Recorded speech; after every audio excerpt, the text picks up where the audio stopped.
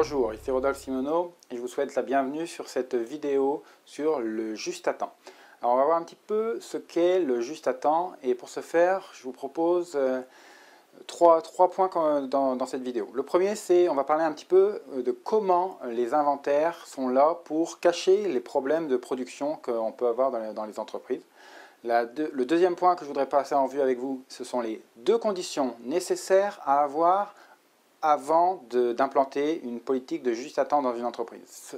Si vous n'avez pas ces deux conditions-là réunies, vous ne pourrez pas avoir de succès avec une politique de juste à temps lorsque vous allez essayer de la déployer. Et troisième point, ce sont les trois principes fondateurs d'une politique de flux en juste à temps, qui sont donc le flux continu, le temps tact et le flux tiré. Donc on va regarder un petit peu en détail ces trois principe fondateur du juste à temps. Alors le juste à temps va obliger les entreprises à réduire leur niveau de stock. Alors je vous reprends en exemple la célèbre image du bateau qui vogue sur l'eau avec les rochers au fond de l'eau. Alors les rochers représentent les différents soucis de production, de logistique, ou les problèmes que vous pouvez vivre avec votre système opérationnel qui font que vous n'êtes pas capable nécessairement de livrer à temps client. Et par-dessus, vous rajoutez de l'eau. Donc l'eau représente en fait le niveau d'inventaire et vous faites voguer votre client sur l'eau et tant que le client ne rencontre pas de rocher, tout se passe bien pour lui, il est capable de naviguer comme il le souhaite. Donc l'idée c'est, plus vous mettez d'eau entre le bateau et les rochers, moins vous aurez d'accrochage entre le client et les problèmes de production qu'il y a tout au fond. Pourtant les problèmes de production sont bien là, vous avez des problèmes au niveau des longs changements de série, des gens qui ne respectent pas les standards, des problèmes de machines qui ne démarrent pas au bon moment. Il peut y en avoir énormément de problèmes. Et donc, pour pallier à ces problèmes-là, on va mettre un peu plus de stock pour s'assurer que même si les problèmes grossissent, pour s'assurer que le bateau soit maintenu à flot et ne heurte pas les écueils, on va rajouter de l'inventaire. Le juste à temps a une politique complètement différente, donc elle vise la réduction des inventaires et qui va mettre à jour les problèmes de l'entreprise et ça va forcer l'entreprise à devoir résoudre ces problèmes-là pour être capable de satisfaire le client avec un niveau d'inventaire plus bas. Alors sachez que, ce n'est pas le but ici, mais sachez que dans les inventaires, il y a beaucoup d'argent qui est mobilisé par l'entreprise, donc réduire les inventaires va permettre nécessairement de dégager du cash pour l'entreprise et de l'investir ailleurs. Mais pour cela, il faut réduire la taille de ces rochers qu'il y a au fond de l'eau. Et donc on l'a vu un petit peu dans la vidéo précédente au niveau de la gaspillage et des valeurs ajoutées. Donc on retrouve énormément de ces écueils-là dans les 7 gaspillages, dans l'inflexibilité, dans la variabilité qu'on peut rencontrer dans les systèmes de production. Alors je vous avais dit qu'il y avait deux conditions importantes à réunir avant d'implanter une politique de juste à temps. C'est tout d'abord de niveler la demande client et deuxièmement c'est de stabiliser les processus. Ce sont les deux conditions nécessaires avant de déployer du juste à temps si vous voulez avoir du succès. Alors quand je dis niveler la demande, ce qu'on appelle aussi en termes lean ou japonais, on appelle ça ejunka. Donc le but c'est d'avoir des ordres de production lissés sur le temps, sur le mois, sur la semaine ou sur l'année, de manière à ce que l'ordre de production maximum et minimum, que l'amplitude entre les deux soit pas trop importante, de manière à ce que, comme vous allez designer votre système de production pour rencontrer les pics, les maximums, et quand vous êtes au minimum, qu'il n'y ait pas trop de ressources, d'équipements, de personnes qui soient, entre guillemets, en attente de quelque chose à faire. Donc c'est niveler la production pour diminuer l'amplitude sur les ordres de production. Le deuxième point, c'est donc, on a dit, stabiliser les processus. On ne peut pas avoir une politique de juste à temps si la machine démarre une fois sur deux. Vous ne pouvez pas être à l'heure chez le docteur ou être pleinement confiant d'être arrivé à l'heure chez le docteur si votre voiture, vous êtes sûr qu'une fois sur deux, elle ne va pas démarrer. Donc il faut d'abord régler ces problèmes-là de stabilité des processus opérationnels avant d'aller dans une politique de juste à temps, sinon vous allez droit dans le mur, vous allez avoir des problèmes de rupture de production et ça va se traduire par des clients qui ne sont pas livrés, de la frustration et voilà, je t'avais dit, le juste à temps c'est de la connerie et ça ne marche pas. Alors le juste à temps, ça exige trois conditions opérationnelles. La première c'est une taille de l'eau réduite. Idéalement, pièce à pièce. Donc on veut aller vers une politique de flux continu. L'idée en arrière du flux continu, c'est d'arrêter de cloisonner les différentes étapes pour diminuer les inventaires entre chacune des étapes, ce qu'on appelle le working process, les encours. Donc diminuer ces encours-là et prendre une pièce, de la faire de A à Z avant de l'acheminer à son étape suivante ou directement pour la distribution. Donc le premier élément du juste à temps, c'est aller vers le flux continu et le flux pièce à pièce idéalement. Le deuxième élément, c'est ce qu'on appelle le temps tact. Le temps tact, c'est comment on va réguler notre processus sur la demande client. Ça va permettre de relier le temps d'exécution des différentes activités de votre processus de production à la demande client, de manière à produire ce qu'il faut selon la demande du client. Pas plus, pas moins, juste ce qu'il faut pour satisfaire le client. Et le troisième élément, c'est un processus, des étapes de processus qui sont liées par un flux tiré.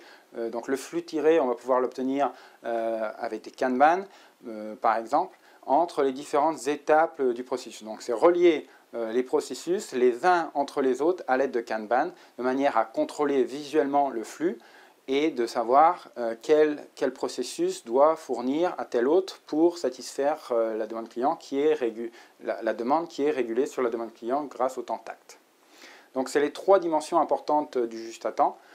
La taille de l'eau réduite, un processus régulé par la demande client et des processus reliés entre eux par un flux tiré.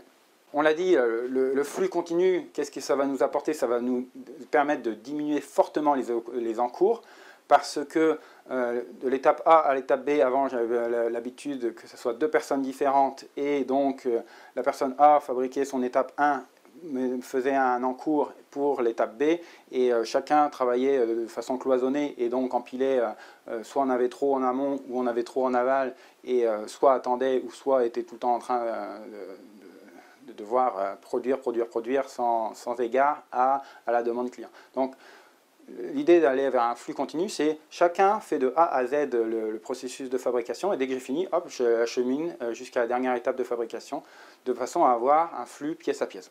On n'est pas toujours capable d'aller vers ce type de flux continu. L'idée, c'est de s'en rapprocher le plus possible, de manière à avoir un flux continu le plus possible, de manière à diminuer tous ces encours qui sont générés par des processus trop cloisonnés. Alors, le flux continu, qu'est-ce que ça va permettre? Ça va aussi permettre de sortir très rapidement la première pièce bonne de la ligne de production et de savoir si ça répond bien à la demande client. Si on fabrique des sandwichs à la moutarde et qu'on en fabrique 50 et qu'on attend que les 50 soient produits, puisqu'on a mis toutes les 50 tartines, après on a mis la moutarde, après on a mis le jambon, puis après on a mis la dernière tartine du dessus, et qu'on livre tout au client qui avait commandé 50 sandwichs, plutôt que d'en faire un de A à Z, de le donner au client, puis on dit attends le deuxième.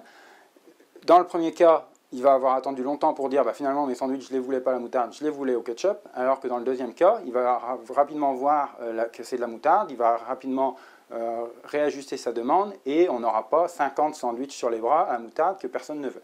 Donc c'est un peu aussi ça l'avantage du flux continu. L'autre avantage que le flux continu va permettre de mettre en place, c'est la polyvalence parmi les personnes qui travaillent en flux continu.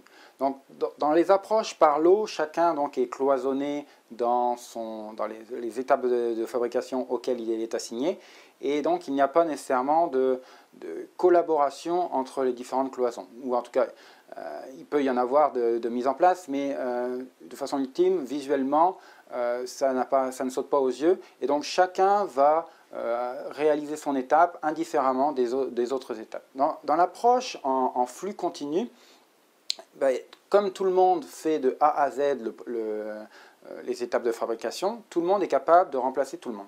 Et ce qui fait que quand on va avoir une demande client, donc le TAC dont on va parler juste après, quand on va avoir une demande client qui va diminuer d'un tiers par exemple, sur une cellule de fabrication avec 3 personnes qui sont cloisonnées, les 3 personnes vont travailler 33% de temps de moins. Mais en aucun cas, on est capable de libérer complètement une des 3 personnes pour aller faire autre chose. Donc on ralentit la cadence de production, on les fait faire autre chose, mais c'est plus difficile à gérer que dans une approche à flux continu, dans laquelle, comme chacun est capable de faire de A à Z les étapes de fabrication, et que la demande nominale est diminuée de 30%, on fait sortir un des 3 opérateurs, les 2 autres sont capables de satisfaire aux 66% restants de la demande, à 2, puisqu'ils font tous les 2 les mêmes étapes de fabrication, et la 3e personne est capable, par exemple, d'aller participer à un Kaizen, à un projet d'amélioration continue, sur un autre volet du système opérationnel pour améliorer un autre volet de la chaîne d'approvisionnement. Donc c'est aussi l'avantage de la polyvalence que l'on peut retirer dans l'approche à flux continu. Alors on va parler un petit peu du temps tact pour résoudre les problèmes d'attente. Alors qu'est-ce que c'est que le temps tact? Alors, le temps tact est le rythme de production basé sur la demande client. Alors, il s'exprime en temps, donc en secondes, en minutes, en heures, dépendamment dans quel type d'industrie vous pouvez vous situer. Bien souvent on en parle en secondes. C'est donc le temps de production que vous avez disponible, par exemple, dans une journée de production, donc 8 heures par exemple, sur le nombre d'unités que va demander le client dans ces mêmes 8 heures. Donc, je ne sais pas si le client demande 8 voitures sur une journée, le temps tact serait donc de 3600 secondes pour le temps tact de l'usine. Donc chacune des opérations de l'usine doit être effectuée à l'intérieur de 3600 secondes. Bon, évidemment, les temps tact ressemblent plus à des trucs comme 50 secondes, 60 secondes, 1 minute, plutôt de cet ordre de grandeur-là. Mais le temps tact va vous permettre de visuellement savoir quelles sont, dans vos étapes de production, quelles opérations ne répondent pas à la demande client et quelles opérations doivent être soit améliorées en termes de temps, soit redistribuées de manière à être en dessous du temps tact. Parce que vous vous doutez bien que s'il y a une seule des opérations de la chaîne de fabrication qui dépasse le temps de tact, et à ce moment-là, la demande client ne pourra pas être rencontrée et ce qu'on appellera dans le processus de fabrication une contrainte. Après, si tous les processus sont en dessous du temps tact, et le plus élevé des temps de chacune des séquences, ce qu'on appellera le goulot d'étranglement, qui n'est pas nécessairement un problème pour rencontrer la demande client, mais qui est certainement l'opération sur laquelle il faut avoir un œil en tout temps pour s'assurer qu'on ne dévie pas, puisque c'est l'opération goulot. Donc la 3e partie d'une politique en juste à temps, c'est l'utilisation du flux continu. Alors, on va utiliser ce qu'on appelle des Kanban pour tirer le flux. Donc un Kanban, ça va permettre de donner le signal d'arrêt ou de début de production à chaque étape du processus N en tenant compte de la demande générée par le processus N plus 1. C'est-à-dire que dans l'étape de production N plus 1, je vais signaler via un Kanban, donc c'est physiquement, ça me dit est-ce que je dois produire des pièces dans le processus N-1 ou pas, et si je dois en produire, combien je dois en produire.